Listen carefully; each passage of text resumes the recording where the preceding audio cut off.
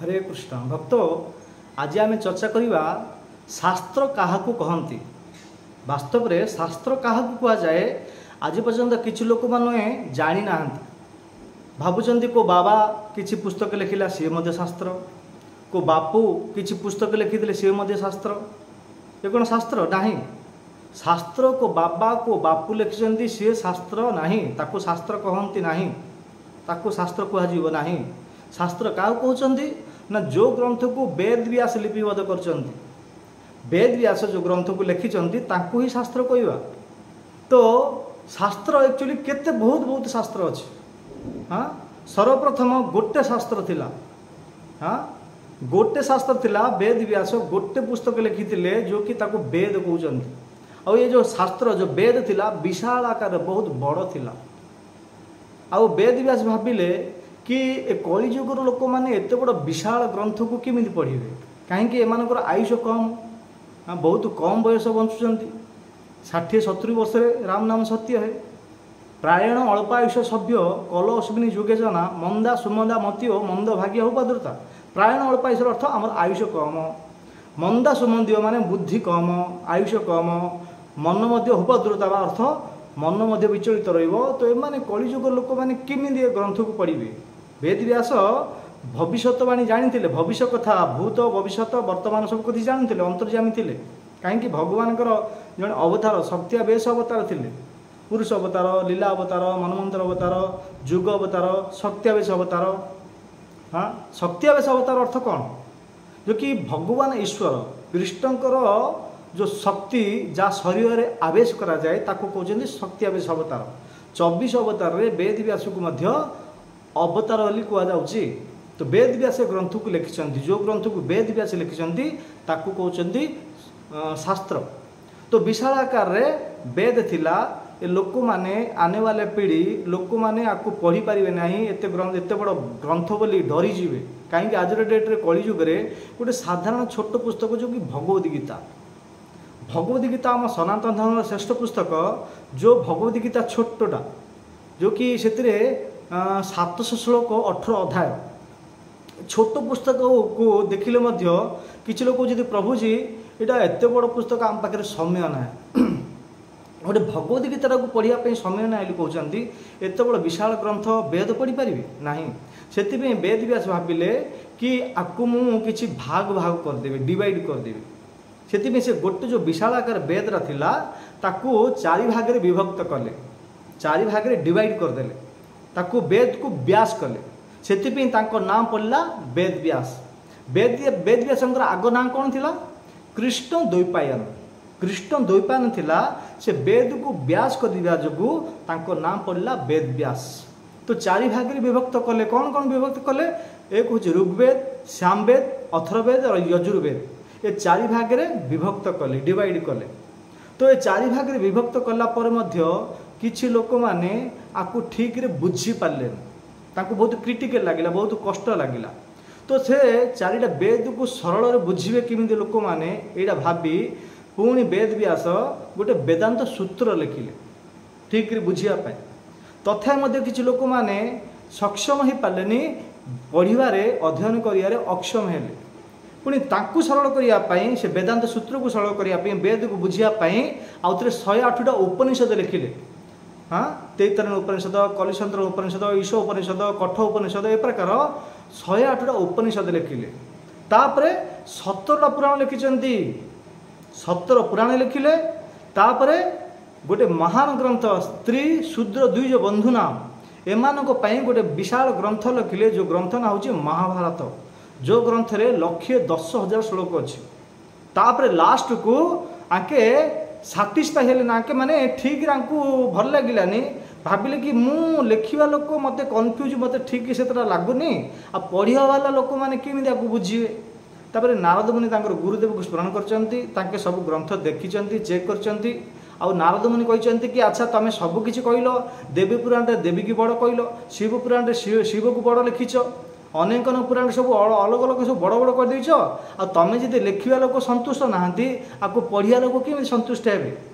तो वेद व्यास कहले कि हे गुरुदेव मु कौन करी जन कल्याण पे एत पुस्तक लिखिली परंतु मु संतुष्ट नहीं आमि लोक मैंने संतुष्ट हे आध्यात्मिक प्रगति कर ईश्वर को केमी प्राप्त करेंगे। तो नारद मुनि कहले कि भगवान श्रीकृष्णकर वासुदेव श्रीकृष्णकर विशुद्ध माधुर्य लीला प्रेममय लीला वात्सल्य लीला भगवान विशुद्ध लीला गुड़ाक वर्णन कर ताहले लोक मैंने पढ़े आउ ठीक भाव में आध्यात्मिक प्रगति कर ईश्वर को प्राप्त करें। तो नारद मुनि गुरु थिले गुरुंकर परामर्श अनुसार गुरुंकर आदेश अनुसार पुणी गोटे महान ग्रंथ लिखिले जो कि पुराण सार हूँ श्रीमद भागवत महापुराण। यहाँ लिखला संतुष्ट लगिला तापर पुत्र को वेद व्यास देखते पुत्र सुखदेव गोस्वामी वेद व्यास पुत्र किए सुखदेव गोस्वामी की यहाँ शुणी तापर संसार लोक मैंने समस्त शुणिक आनंदित होती और ये भागवत श्रवण कर भगवान ईश्वर को प्राप्त कर। तो 18 पुराण एवं अच्छी आम पाखे हाँ 18 पुराण कौन आम पढ़ी पार आम पाखे से समय अच्छी ना हाँ कहीं ना कि लोक जॉब कर फैक्ट्री कंपानी मुंबई दिल्ली पाश्चात्य देश में किसी सर्विस करा पड़ी घर चलैया गले तो किसी काम करा पड़ो ना हाँ। तो आम पाखे ये समय ना जदि आप 18 पुराण पढ़ी पारा को चाहूना अक्षम होती पूरा पुराण जीक सार हूँ भागवत महापुराण यहीटा पढ़ु आप जीवन सार्थक करेंगे परिवार को सार्थक करेंगे। आउ ये जो 17 आउ भागवत को छाड़िले आउ 17 पुराण अच्छी यहाँ आम बना जाइए मनीष बना जाइए मनीष भी पढ़न कौन पशु पढ़ो कि जदि आम चाहूँगी यहाँ पढ़ी पार परंतु आम पाखे समय ना जदि समय ना आम पढ़ानी ताल वेद व्यास कौन कौन 17 पुराण लिखिं भागवत को छाड़ी से आम जानवा दरकार नाटा शुणा दरकार ये 17 पुराण नाटा जदि कान पड़ो ताल आम शरीर शुद्ध हो पढ़िले तो शुद्ध हम परंतु जदि ना गुड़ाक वेद व्यास लिखिं ना गुड़ाक जदि श्रवण करवा शुणा ताल आम जीवन कृतार्थ हो। तो आसतु से भागवत को छाड़ी भागवत समझे जानते आउरी 17टा पुराण कौन कौन लिखिं से गुड़ाक नाटा आम शुणी आगू पढ़ा कि न पढ़ा आमको समय मिलनी परंतु ना गुड़ाक शुणी हाँ। तो कौन कौन ना सर्वप्रथम वेद व्यास गोटे पुराण लिखिले जो पुराण का नाम हूँ विष्णु पुराण तापरे पुराण लिखिले कि पद्म पुराण तापरे शिव पुराण तापरे ब्रह्म पुराण तापरे नारद पुराण मार्कंडेय पुराण अग्नि पुराण भविष्य पुराण कूर्म पुराण मत्स्य पुराण गरुड़ पुराण ब्रह्मांड पुराण ब्रह्म वैवर्त पुराण बराह पुराण लिंग पुराण वामन पुराण स्कंद पुराण आ भागवत को मिसेले 18 हूँ श्रीमद भागवत महापुराण। ये 18टा पुस्तक लिखिं वेद व्यास केवल मनुष्य को पाई जन कल्याण निमंते ए शास्त्र अनुसार लोक मैंने अध्ययन करेंगे जीवन यापन करेंगे आचरण करेंगे ईश्वर भक्ति करेंगे तापर ईश्वर को प्राप्त करेंगे जन्म मृत्यु जरा व्याधि मुक्ति पाइबे से जन कल्याण एत एत पुस्तक लिखिं आम पाखे समय ना किसी लोक अच्छा जो समय बाहर करी ये 18 पुराण को पढ़ुंट हाँ पढ़ुंट आम जी एति मिलता ना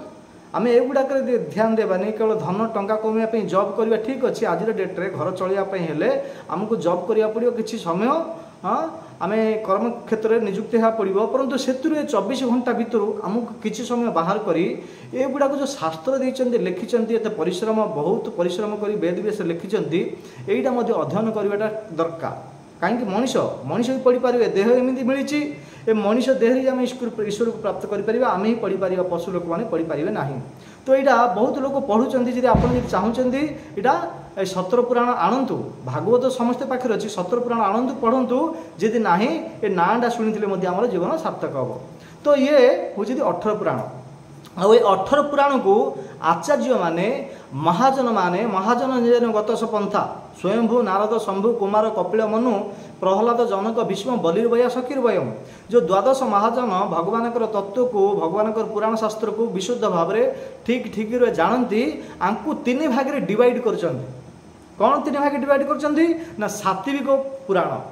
राजसिक पुराण और तामसिक पुराण कहीं 3 प्रकार लोक मैंने अच्छा सात्विक लोक अच्छा राजसिक लोक अच्छा और तामसिक लोक अच्छा। तो तामसिक लोक मैंने को प्रकार पुराण पढ़िया को इंटरेस्ट ने भल लगे सात्विक पुराण माने सतगुण स्थिति अच्छा जो माने को शास्त्र गुड़ाक भल लगे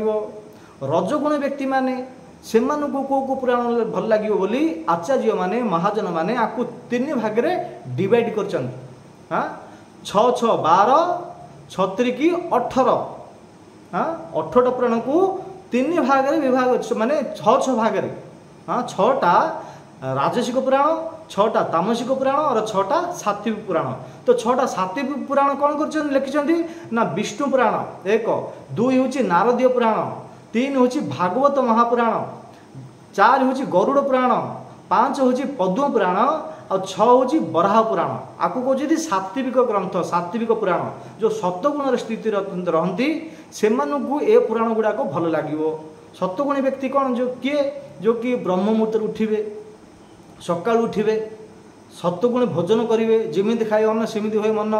तापर नित्य कर्म करेंगे। हाँ जो सत्वगुण जो प्रकृति 3टा गुण ना रजगुण तमगुण सत्वगुण। सत्वगुणी व्यक्ति माने सका उठे भगवान नित्य कर्म स्वाध्याय यम नियम आसन प्राणायाम ध्यान धारणा समाधि हाँ जो विभिन्न प्रकार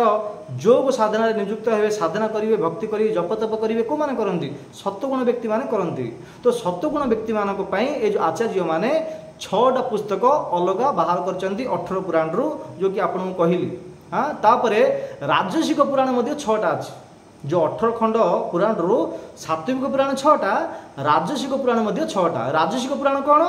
ना ब्रह्मांड पुराण ब्रह्म वैवर्त पुराण मार्कंड पुराण भविष्य पुराण वामन पुराण और ब्रह्म पुराण ये हूँ राजसिक पुराण। जो राजसिक लोक माने राज माने रजगुण व्यक्ति माने से ये जो 6टा पुस्तक पढ़िया बहुत भल लगे से आचार्य माने ये 6टा बाहर कर रखिंट रजगुण व्यक्ति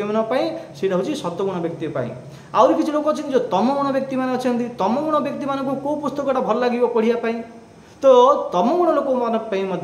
6टा पुस्तक अलग बाहर कर रखिंट आचार्य माने कहीं आचार्य क्या कहती जो मैंने सबकि जानती भूत भविष्य वर्तमान आने वाले पीढ़ी किमिंद को प्रकार अध्यात्म प्रगति करेंगे रजगुण व्यक्ति तमगुण सतगुण व्यक्ति जो प्रकृतिर 3 गुण में बंधा अच्छा एम को 7टा भल लगे।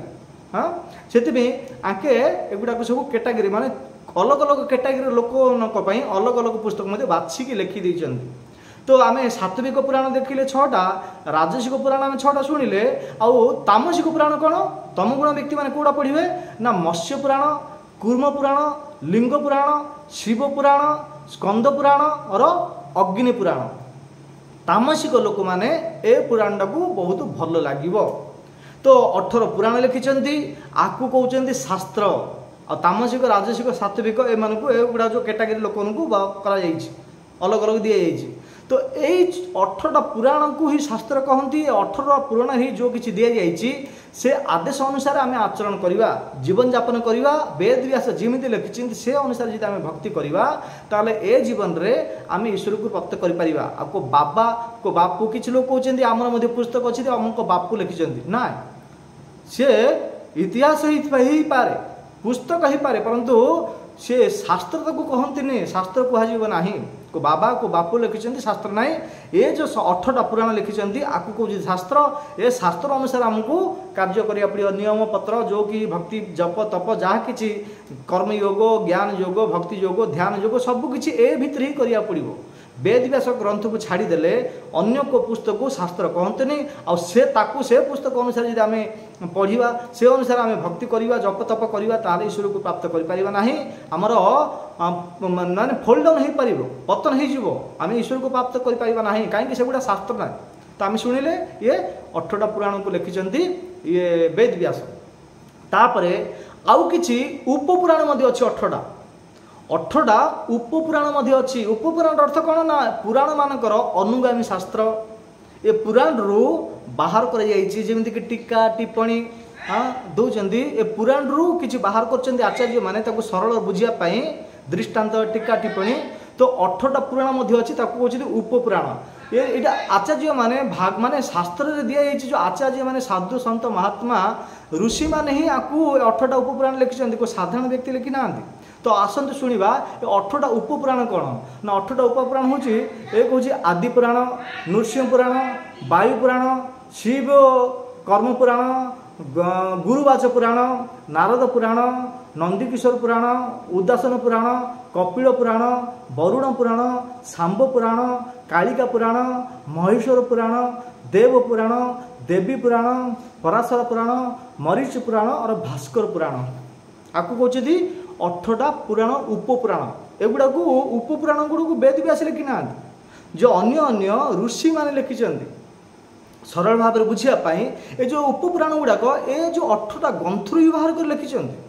8टा ग्रंथु बाहर करी जो व्यक्ति माने आचार्य माने लिखिछन्ति ताकू कहते उपपुराण। परंतु 8टा उपपुराण को वेद व्यास लिखि ना, यहाँ ध्यान दिंतु। 18 पुराण लिखिछन्ति, 108टा उपनिषद लिखिछन्ति, वेदांत सूत्र लिखिछन्ति, आउ 4टा वेद लिखिछन्ति वेद व्यास। आपको कहते शास्त्र ये 8टा हूँ उपपुराण, जो अनुगामी शास्त्र तार बाहर करी सरल भाव में टीका टिप्पणी आचार्य देकरी आचार्य माने दृष्टांत देकरी बुझेछन्ति, जो कि 18 पुराण उपपुराण। तो ये 8टा उपपुराण को जदि आम ध्यान देवा आउ 8टा ये जो वेद व्यासकर पुराण को ध्यान देकर आम जब भगवान जप तप करवा ताहले आम निश्चित रूप से डेफिनेटली किसी संशय ना ए जीवन ईश्वर को प्राप्त करिपरिबा। तो आज आम ए प्रवचन रे वीडियो शुणिले कि वास्तव में शास्त्र क्या कह जाए। वेद व्यास एति पुस्तक लिखिछन्ति, आपको शास्त्र कहते। आउ बाकी जेतिक को आचार्य को बापू अन्य संप्रदाय विभिन्न प्रकार बाबा बापू को साधु किसी लिखिदेला सीटा शास्त्र ना, से गुड़ाक पढ़े नहीं। आज डेट्रे लोक मैंने किसी लोक भ्रमित हो जाती, एगुड़ाक जो बाबा बापूर पुस्तक को पढ़ी भगवान भक्ति करें अधपतन हो जाऊँगी। से शास्त्र एगुड़ाक दी एगुड़ाक आज डेट में उपलब्ध अच्छी। जदि आप चाहते आप किणिक आनीपारे दुकान रे मार्केट रे बुक स्टोर मिलूँ। एगुड़ाक अनुसार यही शास्त्र अनुसार ए भागवत जो 18 पुराण आउ जो 18 उपपुराण अनुसार जब आम जीवन यापन करवा निश्चित रूप से आम भगवान को प्राप्त करें किसी संशय ना। तो जब ये वीडियोटा आपण मानक भल लगिला ताले आमर चैनल को सब्सक्राइब करंतु, लाइक करंतु, शेयर करंतु। आउ जेते बेले आमर वीडियो अपलोड होबो आपण पाखे सर्वप्रथम नोटिफिकेशन जो कि आपण पाखे पहुँचो। आपण ए प्रकार विभिन्न प्रकार टॉपिक उपरे जो प्रवचन अलग अलग वीडियो अपलोड करा जाउची सर्वप्रथम आपण पाखे पहुँचो। आपण ए प्रकार ज्ञान प्राप्त करी भगवान शरणागत ही भगवान भक्ति करी ये अंतिम समय रे ईश्वर को प्राप्त करें किसी संशय ना। बहुत बहुत धन्यवाद। ठीक अच्छे। हरे कृष्ण।